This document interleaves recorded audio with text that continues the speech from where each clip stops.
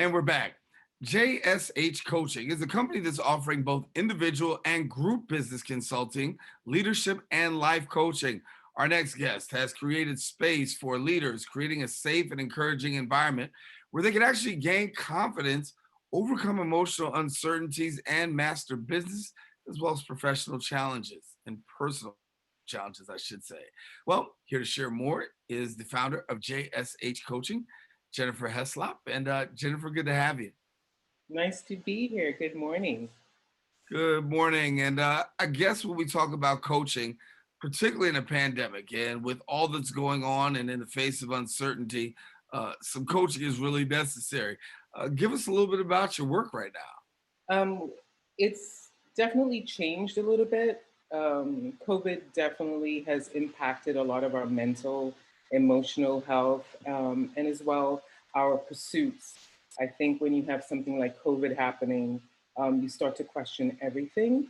And so it's become a little different in terms of that, a little bit more challenging because a lot of people are now using this opportunity to leave careers and are now using their expertise to coach other people. So the playing field has a lot of players on it right now, but I do think my service is a little bit unique in the sense that I'm a holistic coach, which means that I take in all aspects of my clients' lives, including their personal life, their health, mental health, their personal health. Um, and so my title is Leadership Life Coach because of that Mhm. holistic perspective. I'm also an empath, which sounds really earthy, crunchy, and corny. But that just means that that just means that I have the ability to kind of sense people's energies as well and see where they are. So that is a perspective that I think is very powerful in terms of my coaching specifically. So yeah, it's what it is right now. You know, Right. you kind of have to accept things the way they are right now. Well, we are in some very challenging times. And I mean, right now, a lot of people do need to really talk it through and work it through. What have been some of your conversations with people, given the fact that you got the work at home, you've got people who are worried about getting back to work, you got other people who are dealing with unemployment, and other people really trying to maintain their business and in an environment where the economy has not been too friendly. Yeah. I mean, my coaching now is more about resilience. I think we could never have imagined this. I feel so old saying it. I'm like, in my generation, we saw COVID. But the truth is, in this time, this thing we couldn't have imagined has happened, impacted us worldwide in such a powerful way. So it's about resilience to me now. This is what I'm pushing and promoting and trying to support my clients with. It's how do you not only pivot, because I think when COVID first started, we were talking about people pivoting their careers and coming up with new ways to market themselves and sell themselves, become a product, have a different service.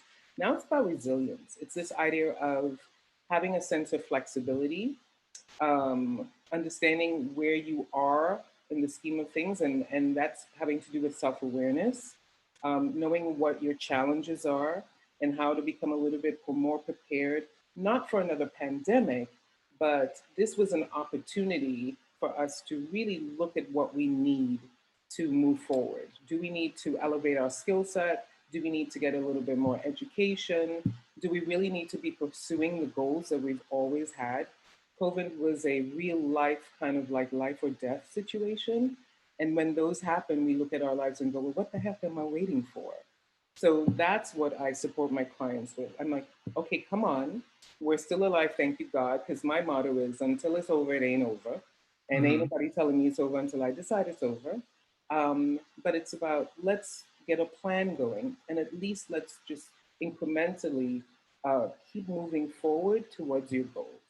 And I know one of the things that you like to do is encourage your clients to journal and the power of journaling. What talk about the significance and share with us what significance and power is there when a person begins to journal. Remember when we were kids and a lot of us had diaries? I think it's just first the ability to write down your thoughts. I am a person who tends to internalize and I don't share a lot. when I'm going through stuff, and writing down what's happening to me, and also what my goals are, and the tasks and the steps that I need to take to accomplish those goals become real for me when I'm writing it down. It's also about creating a habit, right? They say, what, 21 days? It's actually, you can see 21 days to 6 months to create a new habit, but allowing yourself space somehow to write down what you're feeling. And again, for me, it's about task building. When we're working, a lot of the people that I coach are entrepreneurs. When you're working for another company or you have an employer, you kind of are given a task list. You know what you have to pursue. When you're on your own trying to figure it out, a lot of things are on your plate. And so I believe in writing things down and just kind of taking away at it, and also being honest about how I'm feeling about what it is I'm trying to pursue and how to get there. Yeah. And so for people who want to get connected to the work that you do, how do they go about doing that? You can go to my website, which is jenniferheslop.com. That's Heslop.com. On there, you find out a little bit more about me. You see my client testimonials. You'll also see my the ability to shop for my book, my planner, which I have here. And you also find out more about what workshops I hold. Yeah, and I know you talked about you lifted up the book, but tell our viewers a little bit about what's in the book. Okay, so it's called Damn It, I Don't Want to, the No Bull, can I curse? The No BS Organizational Planner You Need. And I was inspired to write this book because it was something that I created for myself initially. When you're talking about, writing things down and journaling, for me, this was a way of really being honest with my I want to do, don't want to do, have to do, and should do.